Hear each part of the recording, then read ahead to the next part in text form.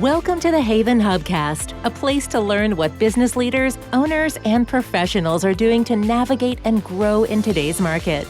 Hear from industry experts on everything from marketing, leadership, financing, and more. Brought to you by Haven, a co-working space where you can connect, create, and get stuff done.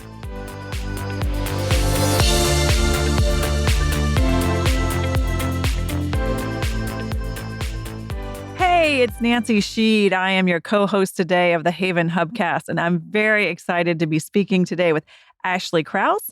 Ashley is the founder and owner of A Little Something White, which is a bridal boutique that serves the entire Northeast. Welcome, Ashley. Tell us a little more about your bridal boutique. Yeah. Hi, Nancy. Well, first off, thanks so much for having me today. It's really an honor to be here. I was so excited when you reached out. So yes, I established it back in 2012 here in Darien, A Little Something White Bridal. We are a full service bridal boutique serving brides in the Northeast, which means that we sell not just bridal gowns, accessories, bridesmaids dresses, but we also have services that accompany those, such as bridal gown alterations, gown cleaning. So we really are from start to finish for all of a bride's fashion needs, one of the go-to places in the area. So that's a little about A Little Something White. So full service, first of all, and I'm excited to talk to you. As you've mentioned, you are a bricks and mortar store. And before we get to that, though, I want to go back a step and say, when you were a little girl, did you say, "Oh, when I grow up, I'm going to own a bridal store"? Or is this a path that might be, as I'm speaking to other people, a circuitous route that got you here? But give us some background. It's a little bit of both. I think it really had its early days of formation back when my younger sister and I used to take our mom's dresses from growing up, which she had kept, and we'd put them on and march around the house in heels and play dress up. So I like to think that the seeds of it were born then. But my path has been very, I would say, atypical. I worked in finance, specifically in investment banking, for about 8 years out of college. It was my first job out of college, and I kind of worked my way through various roles from risk management to portfolio management to sales. And I left that role back in 2011, a year after my first son was born, but really wanted to continue working and wanted to do something that I was incredibly passionate about. And I felt that there were parts of finance that were not feeding necessarily the parts of me that really lit a fire in me.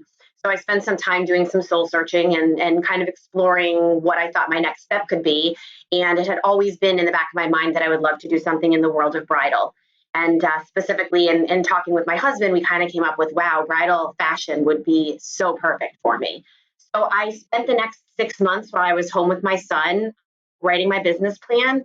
And without going into too much detail, the next thing I knew, I was signing a lease on my current space and putting the plans in motion to start A Little Something White. And within 1 week of opening our doors, I looked at my husband and I said, there is literally nothing else I can do for the rest of my life but this. So this better be successful. I have goosebumps. Thank you. I love to hear those stories. Thank you. At a time when the world is going online, you were launching a bricks and mortar business that has obviously its own set of, challenges. You physically have rent to pay, you have employees, you have inventory. What did that look like then when you started? Fast forward to now, and we've just been through COVID where people weren't supposed to go out and do things, as well as, a world pivoting to online. So 10 years of business in a bricks and mortar as a business owner, I mean, what does that look like for you? What are your lessons learned? And what do you wish you knew? Yeah, thank you. Thank you. Well, I am somewhat glad that I didn't know then what I know now, just in terms of how much work it is to really start and launch a business. And I think you have anyone doing it, you have in your mind what it's going to look like. And then it looks like something completely different. But the great thing about bridal fashion is that at the higher end portion of the market, which is where I would say A Little Something White is, and really in general in bridal fashion, there's not a lot of formidable online competitors. Our designers prohibit the sale of their gowns online. Other than the secondhand marketplace, there hasn't really been a huge or easily accessible way to start an online business that would compete directly with our bridal gown sales, and bridal gowns are the greatest component of our sales. So some of the other areas, sometimes jewelry, whatnot, that there are online marketplaces, but those are more of an addition, an add-on sale for us. So our core business, which is bridal gowns, we don't have a lot of competition. And part of what helps that and also helped us through COVID with businesses being closed and people not wanting to leave their houses is that bridal isn't typical retail. It's very experiential. There is something extremely rewarding and exciting about grabbing the people who are most important in your life and going shopping for your bridal gown. It's more than just a garment. And yes, weddings are just one day, but bridal gowns are, I still believe, the most self-expressive garment a individual will wear. And it is an important part of the wedding day. You'll look back on these photos forever.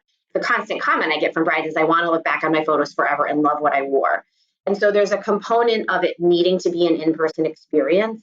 And we're very fortunate in that regard, because while from time to time you'll see online things crop up, for the most part, people don't want to spend $3,000, $4,000, $5,000 on a garment online that they can't return. You want to try it on, you want to touch it, you want to feel it, you want a stylist to tell you what customizations can be made to truly make it yours. So it's a business that requires sort of an in-person component. And that's one of the reasons we thrived during COVID. The way the store is set up, we have semi-private viewing areas and fitting areas. So a bride could come in with her mom, and even though we were all masked, she could try on gowns. She could still be planning her wedding. She could still have that experience in person. And it may not be exactly what she had envisioned because she was masked, but she could still do it. So bridal gown shopping actually ended up being one of the best socially distanced shopping activities that you could do in 2020. So if you were someone planning a 2021 or a 2022 wedding, it was the best thing to get you out the door during the day. So 2020 actually, while it was difficult emotionally and dealing with our brides, it ended up being a very successful year for us. I love that sort of the story, the good news and layered into the bad news. And actually, I didn't even think about it. We talked about you being a bricks and mortar store, but you're now putting yourself in a place where, sometimes restaurants do, or sometimes, I wouldn't say you're entertainment, but I love the way you've transformed it into, this isn't a transaction, this is an experience. Yes. How did you, in terms of, but going back to bricks and mortar and the experience, that goes deep into the culture and your brand, and having every touch point of your store have a, be an important part of that experience. How have you instilled that into, the actual physical place, in terms of your dealing, in terms of your employees? Do you have to be there all the time, making sure that experience is quality controlled? What does that look like?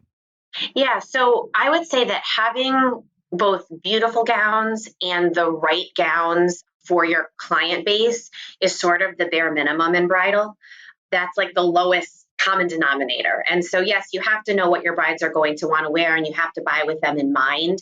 But to be honest, the key element in my business and what's made it successful has been the people that I've hired.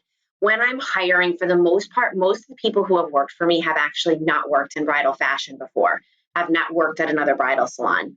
When I'm hiring for the store, I'm looking for people who are excellent communicators, who are incredibly empathetic, who are very kind, who are hardworking, because the job we do is it's emotionally draining and physically draining. We might talk to someone, we might be talking for 6 hours on end across 5 different brides.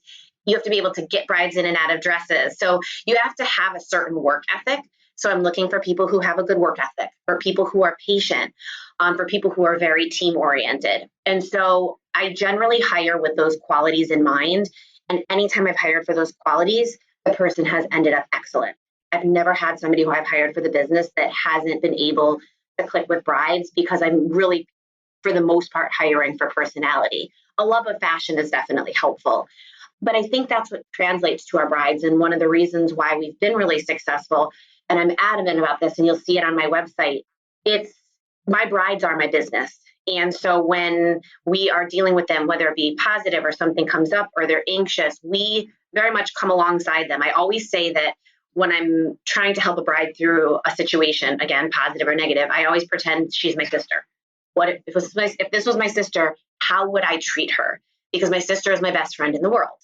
And so if I would treat my sister that way, then I would treat the bride the right way. And that extends across my entire team. So brides know they're taken care of. And I think the physical space complements that because you have your own area when you're at the store to try on your gown. You're not in the thick of things. You're not looking around and seeing a ton of brides. You have you, your stylist, your seamstress, and you feel well taken care of. I love that. You've talked about the space and you've talked about the people. Talk about your role as the business owner and as the manager. We were speaking before we started recording that you had a very unusual experience in being a business owner and store owner and not necessarily having to be there. So tell us what that looks like and what did you have to do for that to happen? Absolutely. So when I started the business, I envisioned it being something that I did not every day for the rest of my life, but maybe 5 days a week for the rest of my life. I love it. I love working with brides. And then in 2017, we were thrown a little bit of a personal loop. My husband was relocated down to North Carolina for his job. And so when I say we, I mean my family, my husband, my kids moved to North Carolina for 2 years. And despite all of the business coaches that I have in my life telling me that I should look to sell the business, I said, absolutely not. That's not going to happen. That I'm going to move and continue to own the business and it's going to continue to be successful. So I put 2 managers in place to run the day to day and ran the store peripherally, doing more behind the scenes work for 2 years, and then came back to the area last June. So I've been back for about a year now. And I would say that the move only brought positive things for the business because what it did was it actually forced me, and this, I do believe this is something that all business owners should do, but I probably never would have done, or it would have been very hard to do had I still been here. One of the best things you can do is step out of the way of if you have good people, step out of the way of those good people and let them shine. And when I did that, my team rose to the occasion tenfold. And so we continued to grow even while I was gone. COVID hit during the last 4 months that I was in North Carolina, and my team stepped in. My managers were there because they were allowed to be in store even when we were closed.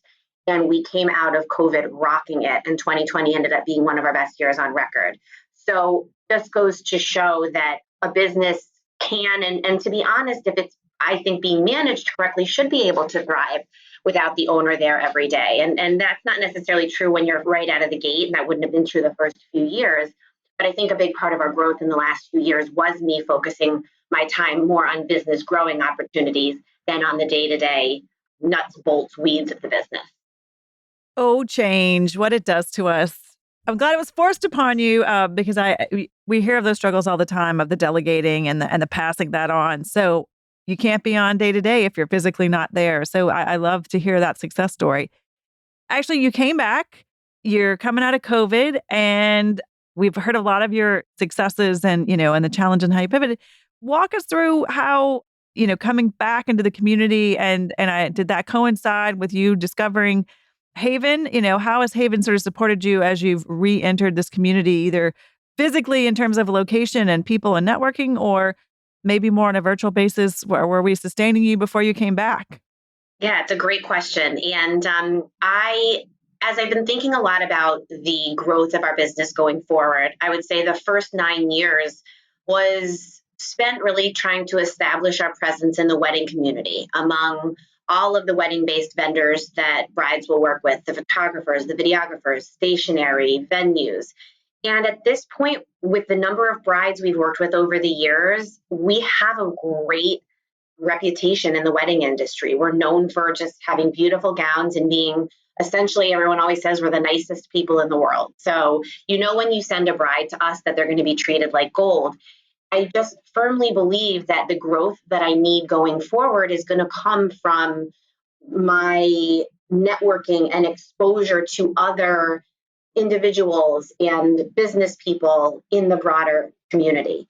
And so if you don't have a bride or if you don't have a son or daughter getting married, you probably don't know about us yet. And so I joined Haven because I'm really looking for networking opportunities. I don't need a physical office space. So I personally joined as a social member. And I've already been to, I joined earlier this year. I've been to numerous events. I've met an incredible group of people. 1 or 2 of them have become customers. So it's been both beneficial from a actual, revenue perspective, it hasn't been bad, but just getting myself out there and my name out there and having people to talk to and having people to bounce things off of has been great. And I just think that it's an incredible community. And it was something I was looking to get involved in it basically a year and change ago. I had reached out about doing something here and then COVID hit. And so it kind of fell off my radar. So coming back to the area last June, it was a perfect time for something like this. And I love that it's a Darien-based business. I love that, yes, it's co-ed, but it does have a little bit of a women's focus. And for me, I'm extremely passionate about empowering other women business people to succeed. So it was just a natural fit. It was like love at first sight when I met Felicia. It was like, this is a community I literally have to be a part of. Sign me up today. So that, and it's been great since then. I've been to numerous events and hopefully more because I'm looking forward to some of the in-person events coming out of COVID. I couldn't agree more. And I think also you probably had the time to physically come, to events now that you have your new structure with your team, right? So now you actually have the ability to be doing some of this networking in the events that 2 years ago you probably were like, I can't leave the store. I can't do that. So, well, in addition to seeing you and networking with you through the Haven community, Ashley, what's the best way to find you or have people find your store? Yeah. So, well, interestingly enough, we are located right on the Post Road when you exit I-95. So anyone who comes into Darien from 95 has probably seen us if you're coming on I-95 North. Interestingly, one of the things we didn't actually touch on during this was that we will be relocating on October 1st into downtown Darien. So we are doubling our size. It's sort of a longer term business decision, but it was time. And while we're extremely sad to leave our existing space because we have amazing landlords and a beautiful space, we just needed more space. And so right now you can find us just off of I-95. In another 6 months, we will be located in downtown Darien in the former Brooks Brothers building. But what I will say is I pride myself on being a very accessible business owner. So we have a website. It's alittlesomethingwhite.com. You can certainly find our store contact information on there. My own personal email is ashley@alswbridal.com. And I'm always looking to network and get to know other business people, business owners. I mean, that to me is the best. So if someone did want to get in touch with me, that would probably either one of those ways would be the best way to find me. And I would welcome the opportunity to connect. Terrific. Ashley, thank you so much for your time and sharing your business owner story, your, tips of being a business owner, how you came to be, and a little bit about your business, as well as just for bringing us up to date on the bridal market industry, as it were. We look forward to seeing you again soon in the Haven community. Thank you so much, Nancy. This was great. And I really, again, appreciate you inviting me today. Thanks for listening to the Haven Hubcast, a place to learn what business leaders and owners are doing to navigate and grow in today's market. Please leave a review on Apple Podcasts and subscribe on your favorite podcast app. Haven is a co-working space and virtual community located in the heart of Fairfield County, Connecticut. Haven is a hub for business owners and professionals to connect, create, and get stuff done. Find out more about the Haven community online at haven.com. That's HAYVN.com. Haven Hubcast is produced by Sound Advice Strategies.